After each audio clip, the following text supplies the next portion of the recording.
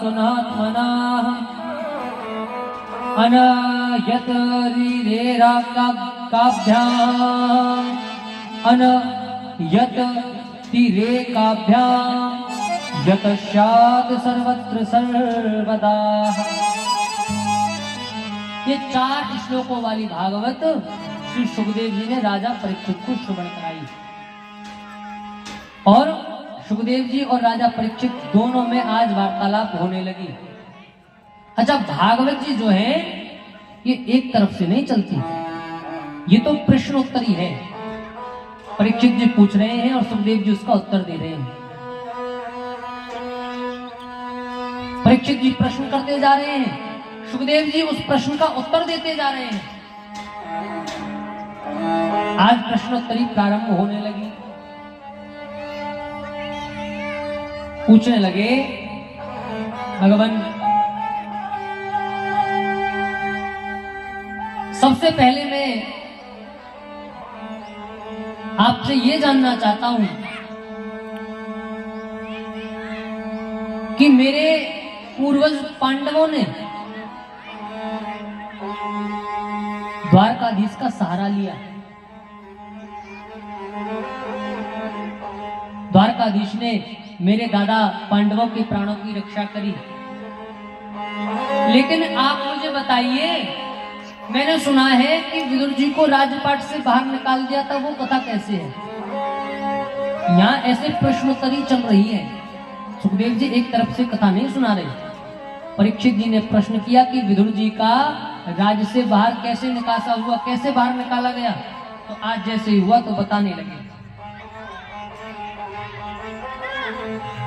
कहने लगे हैं कि भैया बात तो उस समय की है जिस समय कौरव और पांडवों के मध्य में जुआ खेला गया। जुए पे दाव रखा गया, पहले सेना रखी, घोड़े रखे, हाथी रखे, राजपाट रखे, सोना चांदी धन धान्य रखा। हर दाव पे कौरव जीत गए, पांडव हार गए। अब पांडवों के पास शेष क्या रह गया? 5 पांडव और द्रौपदी। दास दासियां सबको हार गए।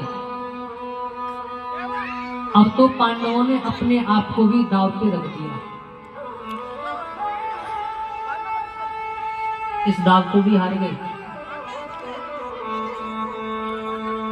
अब जब शेष कुछ बचा नहीं तो दुर्योधन कहने लगा, भैया पांडवों, एक तुम्हारी पांचाली रह गई है, उसको अकेला क्यों छोड़ते हो? उसको भी दाव पे लगा लो, क्या पता उसके भाग्य से तुम जीत जाओ।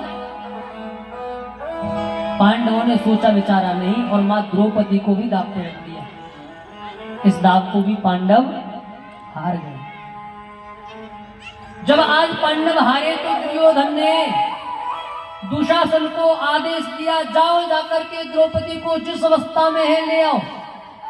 आज केस पकड़ करके दुशासन मां द्रौपदी को खींच लाया बीच सभा में, और जब खींच के लाया तो महाराज दुर्योधन ने दुशासन को आदेश दिया कि इस द्रौपदी के वस्त्रों को उतारना प्रारंभ करो, इसको बीच सभा में नग्न अवस्था में खड़ा कर दो। जब ऐसी बातें मां द्रौपदी ने सुनी, हाथ जोड़कर खड़ी है, पितामह, हे पिताजी, हे धृतराष्ट्र, पांडवों से कह रही है, हे स्वामी, आज मैं इस अवस्था में हूं, मेरे केस पकड़ के मुझे यहाँ बीच में खींच कर लाया गया। आज ऐसे अपशब्द मेरे लिए सब बोल रहे हैं और तुम सब खड़े हो।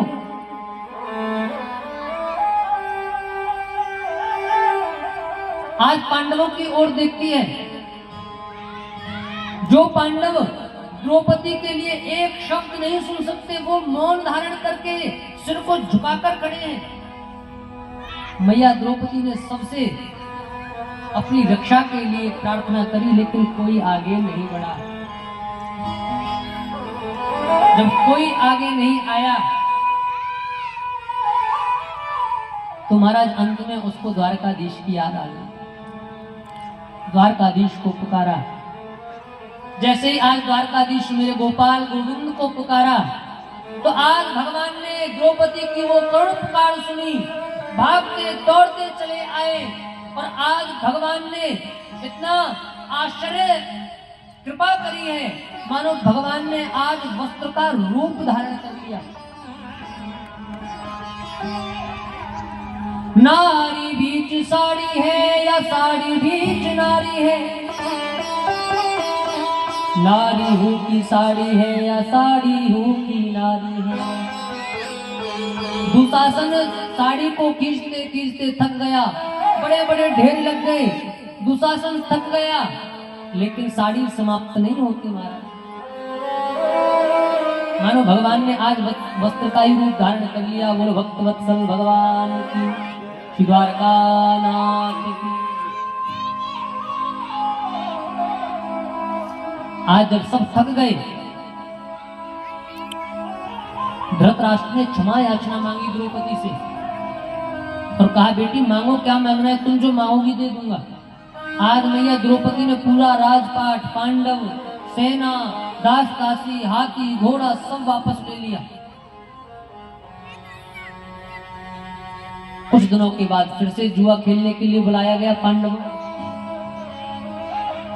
इस बार दाव पे बात रखी कि जो दाव को हार जाएगा उसको 12 वर्ष का वनवास, 1 वर्ष का अज्ञातवास भोगना पड़ेगा। पासे फेंकने में मामा सुकनी के पास विद्या है, बड़ा तेज है, बड़ा चालाक है।